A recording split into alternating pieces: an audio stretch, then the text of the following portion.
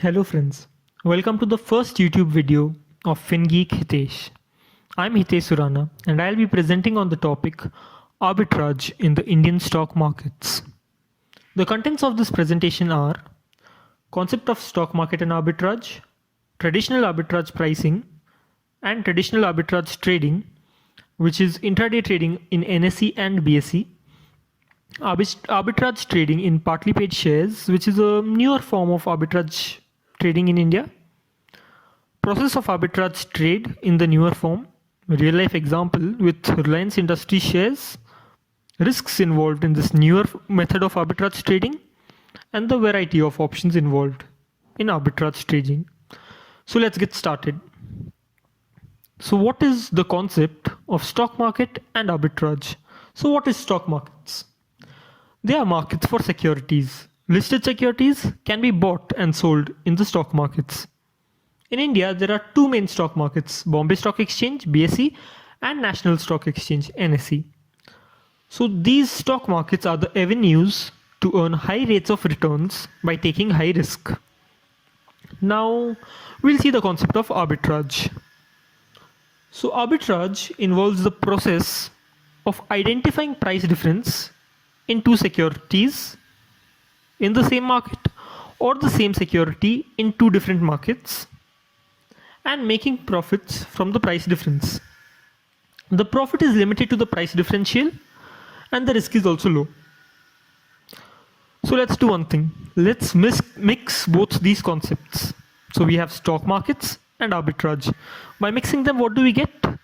Arbitrage in the Indian stock markets, which is a moderate returns instrument with relatively low amounts of risk.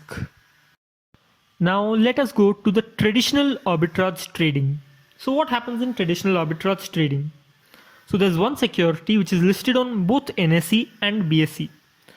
So theoretically the prices of the security in both the markets should be same at all times because it's the same security but in two different markets. So we check both the securities, that is, let's say any security in NSE and BSE, we will keep a track on both the securities, and whenever there is a price difference, we enter into a transaction in both the markets at the same time. So what do we do? Let's take an example.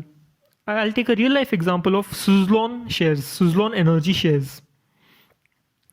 So Suzlon Energy shares in BSE are trading at 3.63 as seen in the picture, and Suzlon shares in NSE are trading at 3.55 rupees per share. So NSE the price is lower and BSE the price is higher. So generally it should come down and at a point of time it should have the same price in both the markets. So what will we do now? Because there's a difference of 8 paise, which is 2.25%, and if I can invest, let's say 3 crores, I can make a profit of approximately 7 lakhs without much risk. So buy in the market where the price is low and sell or short sell in the market where price is high at the same time. And when the price reaches equilibrium, we reverse the trade.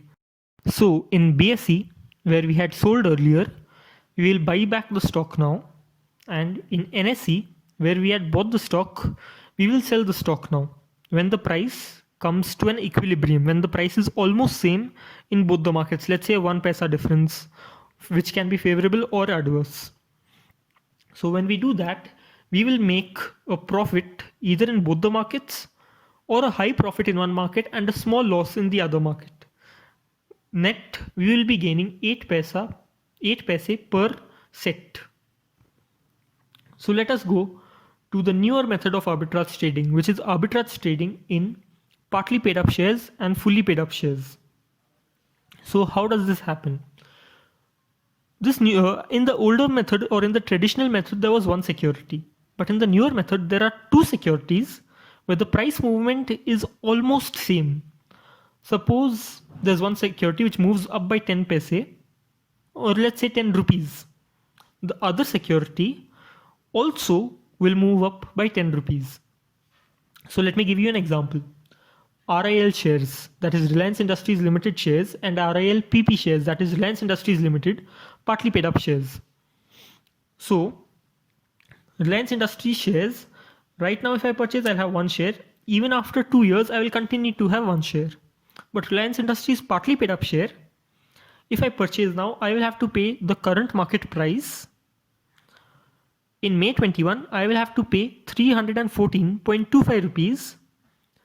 In November 21, I will have to pay 628.50 rupees. And after November, I will be getting one share of RIL. In both the cases, we have one share of RIL. But the payment for both the shares is different. For RIL, I am paying the price of one share, the market price of one share. For RIL PP, I am paying the market price of one RIL PP share plus 314 rupees plus 628.50 rupees. So how can we go for arbitrage in this? So discount the cash flows, the future cash flows. So in RIL PP, I have to make the payment of approximately 943 rupees. So what I will do is I will discount this cash flow at the current. I am taking 6% as 6% is more or less the applicable interest rate in the market. So I'm discounting the future cash flows at 6%, and today I get the cash flows as 902 rupees. So theoretically, the difference between Reliance market price and Reliance partly paid up market price should be 902 rupees. So what I will do is I will go to the markets, that is the stock markets, and compare the actual difference between both the stocks prices. Suppose the difference is, let's say, 880 rupees. 880 rupees means either Reliance partly paid up is highly priced, or Reliance Industries Limited is priced lower, leading to a lower difference. I can get the 20 rupees price differential as my profit. Same thing if the difference is, let's say, 925 rupees, I can chill and make 22 rupees profits. So based on that, we will take long or short positions in the shares at the same time. And when the price difference reduces, let's say it comes to an equilibrium, the price differential comes to, let's say, 900 rupees or 905 rupees, leading to not much of a difference. What we do at that time is we close both the positions. If we had bought earlier, we will sell now. If we had sold earlier, we will buy now. And by that way, we will get out of both the positions and make profits from both the positions. So now let's have a look at a real life example of RIL and RIL PP shares in November. I've taken 15 days in November to give an example. From 9th November to 27th November, 15 trading days. So if we see 9th November, the difference between the theoretical difference and the actual difference is difference between the market prices, and theoretical difference is the difference that should be there in the market prices. So going by the theoretical difference, on 9th November there's 9 rupees difference between theoretical and actual difference. On 10th there's 6. 11th it increases to 12, but on 12th it goes to 20 rupees difference. So at that time we can go for selling RIL shares and buying RIL PP shares. Over the course of next 3 days, the difference increases to 33 rupees. So what we can do in this case is we can either wait for it to fall in our favor, or if we want even higher returns, we can even go for averaging it. So we can sell more RIL shares and buy more RIL PP shares.